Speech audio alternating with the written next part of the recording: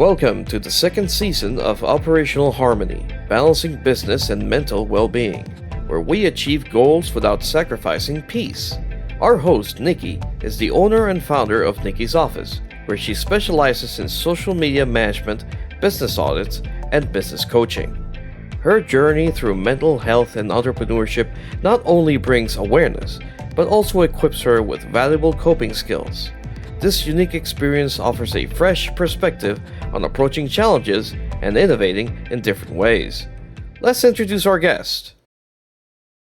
Hi, I'm Judy Wilkins Smith, and today we're going to be talking about how your emotional DNA affects your life and how your genealogy plays a significant part in all of that. That sounds kind of interesting, but also kind of terrifying. So can you explain how that works? A little bit?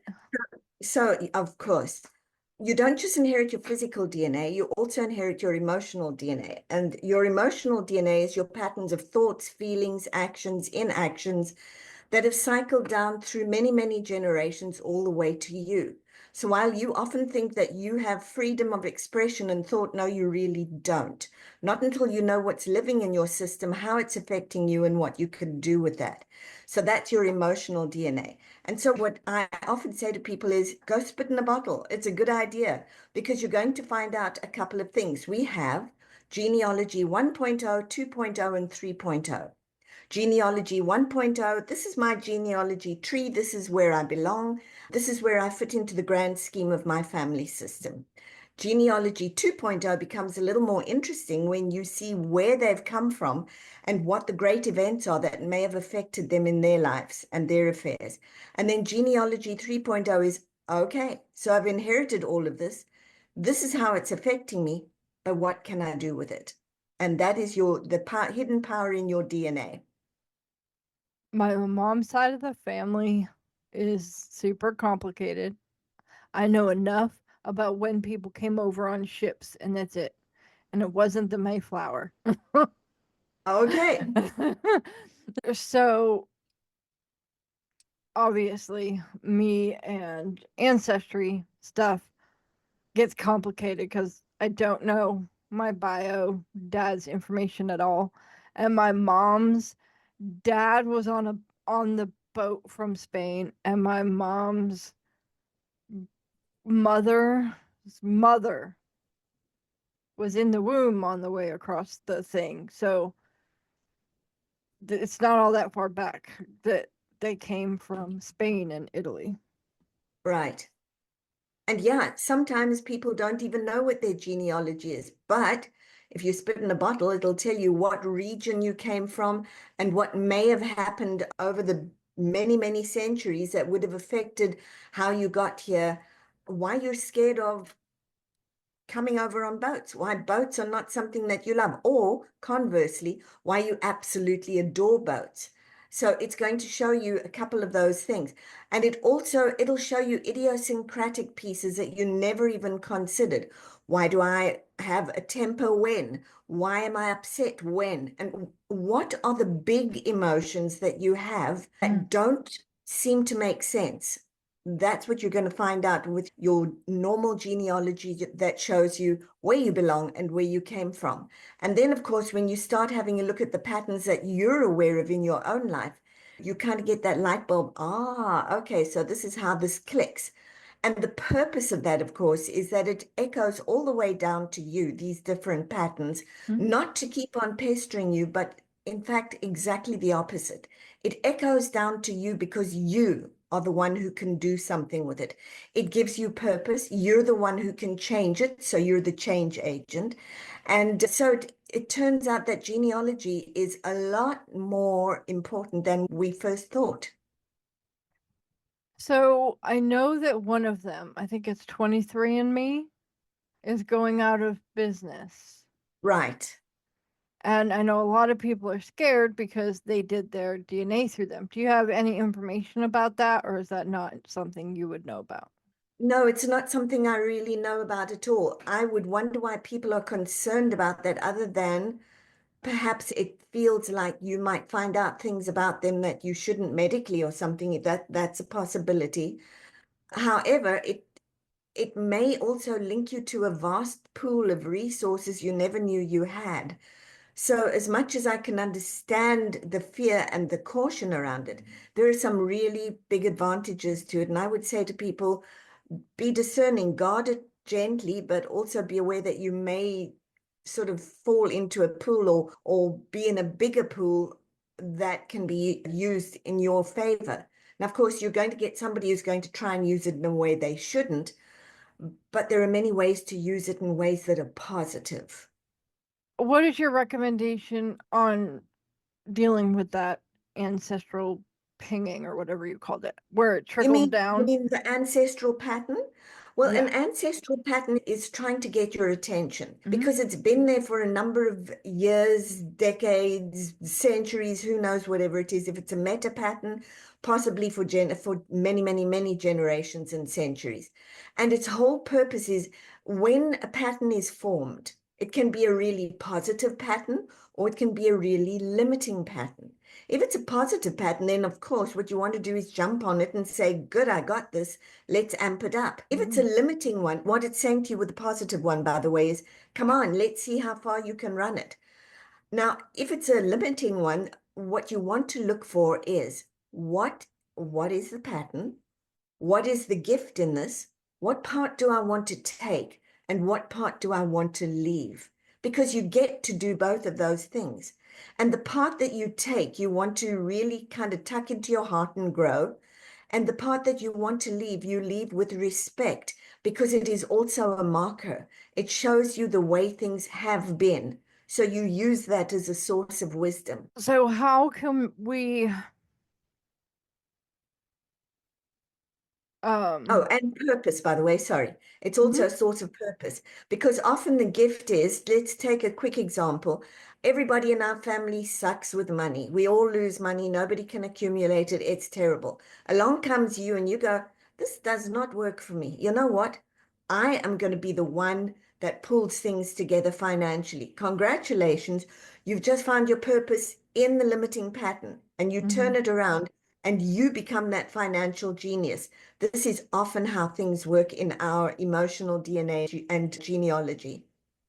So is it like therapy to try to figure out these patterns, or is it something completely different? I would say no. I use it more as a coaching tool. I have a lot of people who come to me. I'm an executive coach. And so a lot of people will come to me and say, I'm stuck. What do I do? Well, it's a discovery session. It's kind of a mutual discovery session. I'm curious and I'm open.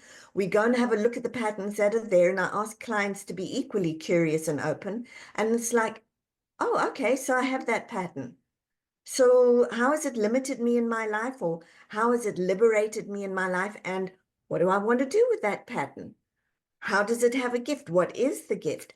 And what is the purpose? Because as soon as you discover your purpose and you get really passionate about it, it pulls you past all the places where you're stuck, where you can't move, where you can't squiggle or wiggle. It suddenly catapults you into what I want, what is important, and suddenly you find yourself going in a different direction. And yeah, what you're doing is creating new emotional DNA. Okay, that sounds very interesting. So do you have a DNA place that you recommend? I don't. I know Ancestry.com obviously is very well known and it's super informative. We are in a day and age where we want to know who we are. But what we're discovering is it's not just about where am I on the family tree? It's about what happened, what were the significant events, and then how have they impacted me? And most importantly, how can I impact them? What am I going to do that's going to bring a different tone? It's going to grow the system up, if you were. How do I start working with things like meta patterns? So a meta pattern is a pattern that's sort of bigger than just your family system. Maybe it dominates your whole ethnic group, your whole gender group, or maybe even the world. One of the biggest meta patterns is money. What do we do with money? How does it feature in our world? How do we think about it? What have we been taught about it? What are the global sayings? Things like money doesn't grow on trees or only evil people have money. And do we notice that by saying that and thinking that, we've actually limited ourselves and made a judgment rather than, oh, okay, they've made money. Wow, that's interesting. What did they do? Can we reverse the meta pattern that says all of these really limiting things about money and go, money's pretty awesome. There's a lot of good you could do with money. It's a good friend. It's a wise mentor. In fact, my third book is going to be Money DNA. I'm busy with it at the moment, why you can or can't, will or won't have it, and how to reframe that and fix it. Because money, it turns out, is flow in the universe or flow in our world. So to demonize it means that we just put ourselves at odds with money instead of being good friends with it and having a blast. So you have the Hatfield and McCoys out there, Yes. Virginia, West Virginia, one of the Virginias. I don't know, was it the Genius or was it the Texans? No, there was another one in Texas. There's a different one in Texas. These ones, Okay. Hatfields and McCoys, are definitely in the Virginias, but I don't know which one of the Virginias Okay. because they're like 2 inches apart from each other. So just go figure it out. I don't care. Point being that for generations, they either are still fighting or were fighting, right? Does that cause a generational blip in the Oh, absolutely. Not only does it cause that, but what's happening is the original issue hasn't been resolved. So everybody's still carrying it forward. Bet you they can't even name the original issue, but it's there and everybody's fighting everybody. And so, yes, it forms generational DNA, multi-generational DNA. So you've got people who are fighting with each other. If they're not fighting across the lines, they're fighting with each other. Everybody's at war. And so until you give war its place and then introduce peace, nothing changes. So you really want a good way to set the war down and say enough already. It's not serving us. And then have a look at, so what do we want instead? Well, between us, if we came together, we could be extremely prosperous. We could really collaborate and create something absolutely amazing. So why don't we have a look at that? Often when you've got a war, the reverse of that is not just peace. It is collaboration that leads to peace. So what can we do here that's going to be absolutely amazing? And yes, then you will see a generation who will come out and go, okay, we're kind of done with the war. It's a boring game. We'd like to play prosperity together and we'd really like to collaborate. How far can we push it? Yeah. So the other question, kind of along those same lines, just because I am a curious sort who likes true crime. So some serial unalivers, I guess is how I have to say it, had kids. They had whole families, like a wife and kids at home while they're out playing Chucky. And obviously that affects that generation, right? Those kids are affected because now they know, hey, daddy's evil, right? Well, But they know dad is, we would say dad is evil. I would say they know dad is not acting normally. He may not be evil, but he may have had something happen to him yeah, that has set him off. And so what you've got to do is look at what set him off, because it doesn't just happen in a vacuum. What dehumanized him, and what is he trying to complete by committing these awful acts? And when that happens, it's also for the children to go, okay, we get it. Don't want to perpetuate that. Thank you very much. And sometimes what you will see is the children go, we think we're going to become philanthropists. And they'll reframe it and flip the script. And now all of a sudden they're very pro-humanity. They're the ones who are coming out to see that humanity succeeds. So we're quite capable of reframing and flipping the script. okay. That's good. So people with mental health are usually put into this group of there is something wrong with you, you can never fix it. And some you can't because the imbalances in the brain, whatever, right? It can't be cured per se. It could be lessened by having some of the debris removed. So I to have a conversation about something that is a very touchy subject. So is that a meta thing that has come down and now like this person has all of that effect on them? Or is that just the DNA type thing? That is your family system. In other words, your systemic emotional DNA, usually. And something has gone wrong. There's been an event that's triggered a reaction and a set of thoughts, feelings, and actions that have now become a mindset, which has become a pattern. Pattern has become the truth, only it's not really the truth, it's just your truth. So is that fixable? It's, I think, at least understandable. And then for future generations, it's that was yours, not mine, and I have to leave that with you. We do not have to pick up the baggage, especially not the garbage, and run with it. But what you do want to do is understand why that pattern is formed, why that emotional DNA is formed, and what the pattern is trying to say to you, because it's trying to get your attention. Once it's got your attention, how do you then retire it and set it down? Are there any topics that you wanted to go over that we haven't gotten to yet? What else could I think? Something that's really important for people to know is that we have a full language, but we usually address only half a language. In fact, let's start with a half a language. We are raised in the world to believe that we're limited, not smart, broken, any other of all of those that you can imagine. So that's what we think about ourselves. Religion tells us that, parents tell us that, guardians tell us that, teachers tell us that, because that's what they grew up with too. So that's one half. But there is another language out there which says, of course, you're capable. Yes, you can. Yes, yes, yes, yes, yes. And we haven't taught ourselves to speak that. Now, we can have all the good intentions in the world, but if the subconscious is stronger, it's going to pull us down again. And if the systemic conscience, which is your subconscious related to your family, if that's also programmed negatively, it will pull you down. You, however, can very consciously start to rewire that thought, by feeling, by action. It is extremely doable. And you can pull yourself out of where you're stuck and into where you want to be. And I think that's incredibly important for people to know. That's number one. Number two, transformation isn't for the chosen few. That's rubbish. Transformation is for those who choose it. That's accurate. So you want to transform, there is absolutely nothing stopping you. And you do that one new thought, one new feeling, one new action at a time, consciously, until you can embed it in your subconscious. And that becomes your new reality.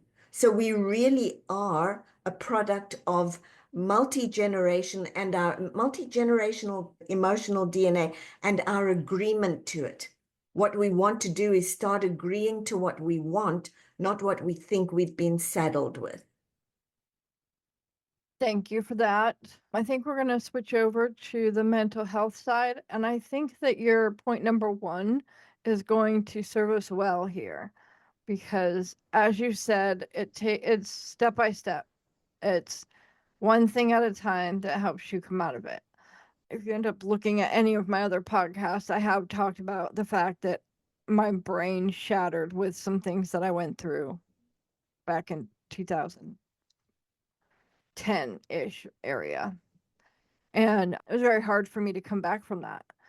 But I have done it day by day, sometimes minute by minute or second by second. And what I want to point out today is that people can help you come out of it. They can't do it for you, but they can give you little nuggets that help you.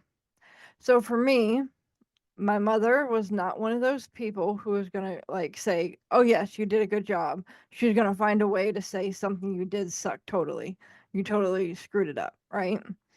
So when I do new things, I have that whole fear of, oh, somebody's going to think this sucks or it doesn't look good enough. So I can't do that thing. So what I recommend is having a friend, partner, favorite person who can give you that positive feedback for you. And it's a little thing. Yes, oh, you were able to get the laundry done today. Thank you so much. That's great. It doesn't have to be like birthday cake and all that just because you did the laundry. It's just a thank you. That was great. I appreciate it. Instead of, did you put the colors in the right way? Did you separate everything? Are you sure you did it right? I'm pretty sure I'm going to have to rewash all those clothes. I'm pretty sure I'm not the only one who's heard that in my past. And so, someone who is dealing with mental health, even, you can kind of see it, but they're keeping it locked down. Like, they need those little affirmations that they're doing okay, that they're not too much, that they are wanted, because they have been told that they're too much, that they're not wanted, that they're too loud, they don't talk enough. Nope, you don't talk, you talk too much. You just, believe me, we've heard everything, especially if you've been in certain situations. I think now I'm not happy go. I'm not going to turn into a cheerleader and be like, "Oh, you did amazing. That's such a wonderful thing." I'm going to be like, "No, thank you. I couldn't have done that. Thank you very much for doing that for me." That's all it takes. You don't have to get that fake, "Oh, I'm so happy you did that." Because that's usually going to make somebody want to punch you. Just saying. Not that I condone violence, but having somebody who can be kind around, who is calm and kind, has done me a world of difference.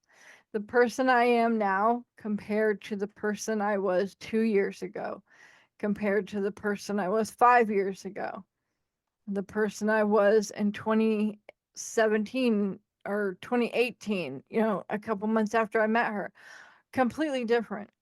My brain came back because I met my friend, probably. And she's not a cheerleader either. She's not going to come behind me and go, "Oh, you did that so well. Oh my gosh, that's so great." Nobody's doing that. Right? But every once in a while, she sees that I've done something, she will say, "Oh, thank you.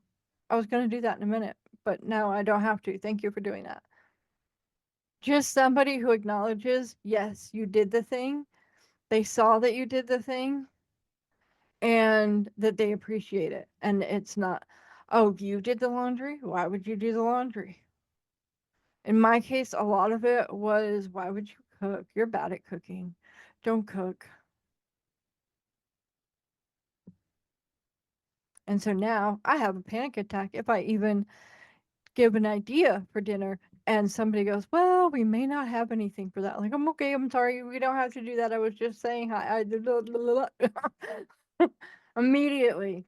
I'm like, "I am so sorry. I didn't mean to bother you," type deal. And it's not that I go, "Oh, I get to be a crybaby right now," because that's not even how it works, right?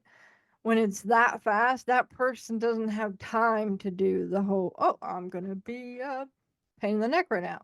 But like, literally, I was having a panic attack because I had given a suggestion. I gave 2 suggestions for dinner.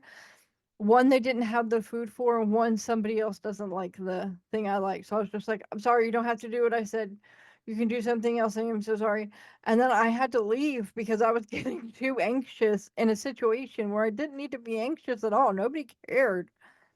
They were Right. just trying to figure out what was for dinner. I wasn't even going to cook it, which would have caused even more anxiety, to be completely honest. But my friend knows me enough that she was just kind of going, "Do you need to go? Calm down. You're okay. Like, we're not mad. Just, do you need to go?" And I'm like, "Yep." And I turned around and left because I was just like, "I can't do this anymore. I'm going to have a heart failure." But, and Right. it's simple things. Sometimes military police type thing, and then trauma. Those are your two people who are like, "I've got my back to the wall. I'm watching everything going on." I get really spastic if I walk into a room and I can't go stand on a wall because of something being in the way to protect myself. I mean, and it's a church event or it's a whatever event. It's fine. I mean, again, these are responses. And sometimes Okay, you're not going to get somebody who has trauma, or anybody who has been in the military and has trauma from that. You're not going to get them to go into the middle of the room and pay attention to only you.